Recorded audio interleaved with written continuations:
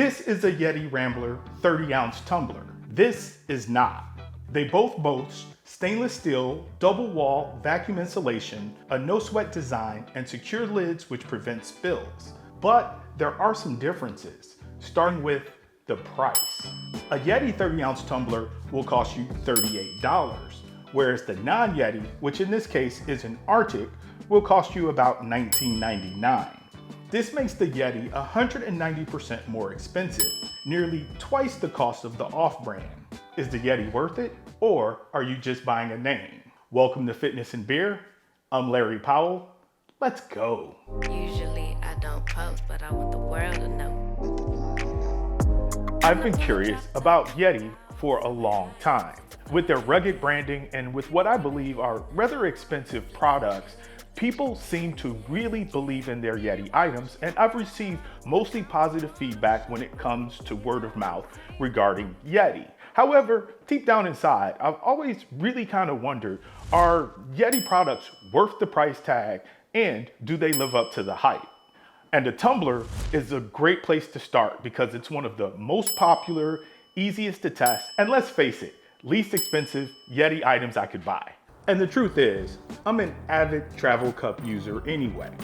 Whether or not it's carrying my hot coffee outside the house or maintaining a cool, refreshing beverage poolside, I like to have my one dependable cup that I can use for everything. I mean, I can't help it. One cup to rule them all. But there's some good in this world, Mr. Fertile. And it's worth fighting for. So I turned to Amazon, and you want to talk about hype. The first thing I noticed, the 30-ounce YETI Rambler had more than 63,000 ratings, and the 20-ounce version had more than 111,000 ratings. And I mean, people are really out there buying these cups and loving them because both versions had a more than 90% 5-star review rate. And in order to compare, I picked one of the next most popular options on Amazon, which was the Arctic, which itself had an 81% 5-star review rate over the course of 28,000 ratings. So not bad at all. Now, even before having an opportunity to hold both of these cups in my hands, I've noticed a couple of huge differences just from the marketing. The first of which is YETI promotes itself as being shatter-proof or shatter-resistant. I don't plan on headbutting my YETI Rambler, but durability is definitely a good thing to have. And the second is YETI advertises itself as being dishwasher safe. For me, this is huge because I definitely like to give my cup, or anything for that much, that dishwasher washing at very hot temperatures, and it just makes it feel clean and refreshed and ready for use again to me. Just these two things alone may be worth the $18 increase in price tag. Okay, now that I've had a chance to open both packages, at first glance, both cups seem identical, but the truth is, it doesn't really take long to start telling the difference. The YETI Rambler feels slightly heavier and more solid. And the second thing is, see this latch here on the Arctic? Well, it's not bad, however, nothing special. Whereas the so-called mag slider from YETI is noticeably smooth and pretty simply designed.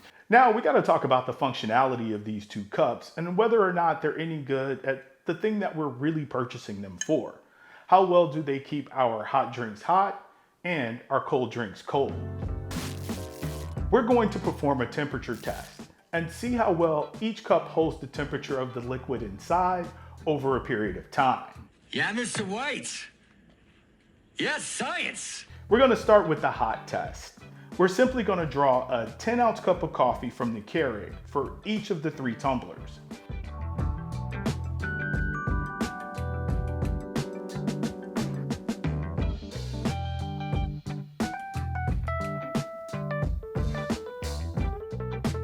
After testing the temperature, we sealed each cup and set the timer. The YETI began at 148 degrees, while the Arctic began at 154 degrees. And the random tumbler from my cabinets, because, well, why not, began at 166 degrees Fahrenheit. Now, truthfully, I thought my Keurig would produce a more consistent temperature between each cup, but it didn't. However, I went with it anyway because, well, this was a real life result and I really didn't want to waste any more coffee. I know some of you out there are going to be like, bad science. That's not science. It is, and just let it go. It's not science. I said let it go. I'm just taking And yeah, I understand that. Nevertheless, that didn't change the fact that I wanted to see how this would play out over a period of time. After 1 hour, the Yeti was down in overall 19 degrees to 129, whereas the Arctic was down a total of 25 degrees, also landing at 129. And the random tumbler was down a total of 22 degrees to 144. After this initial 6-degree temperature drop, the Yeti and the Arctic would both trend similarly in every hour going forward. I concluded the experiment after about 5 hours, which was long enough for 2 of the 3 tumblers to fall below 100 degrees in a 76-degree room. The final temperatures recorded after 5 hours were, the Yeti was at 95 degrees, and the Arctic was found at 92 degrees, and the random tumbler was at 104 degrees. That also means we saw total changes of 53, 62, and 62 degrees. So we saw a 9-degree difference in performance between the Yeti and the Arctic over a period of 5 hours. I really wouldn't consider this a huge difference in performance, but we'll get back to that because first we got to look at the other end of the spectrum, cold performance. I drew 3 2-cup measurements of water from the fridge, and at first I added 3 cubes of ice.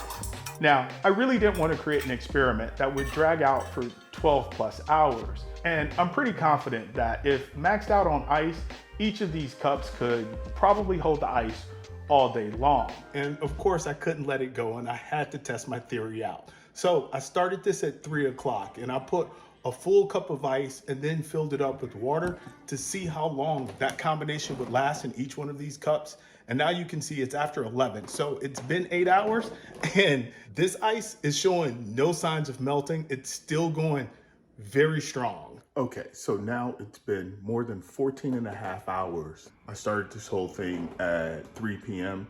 and now it's 5:30 a.m.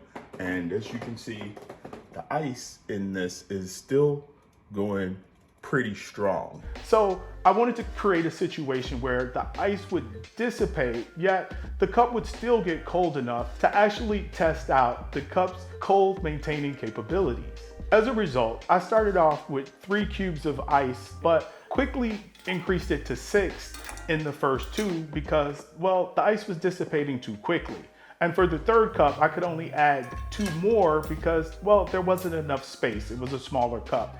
Besides, we didn't want to create 6, 6. I'm sorry, I'm afraid I can't do that. The boogeyman is real. You know what I'm saying. The cup started with an initial temperature of 41, 41, and 44 degrees. And over the next hour, those temperatures would drop by an additional 6, 8, and 5 degrees to 35, 33, and 39 degrees respectively. Over the next 4 hours, the temperatures would hold closely. And here's a look at the cold temperature progression over time. It took 4.5 hours for the ice to melt in both the Yeti and the Arctic, at which time I concluded the experiment.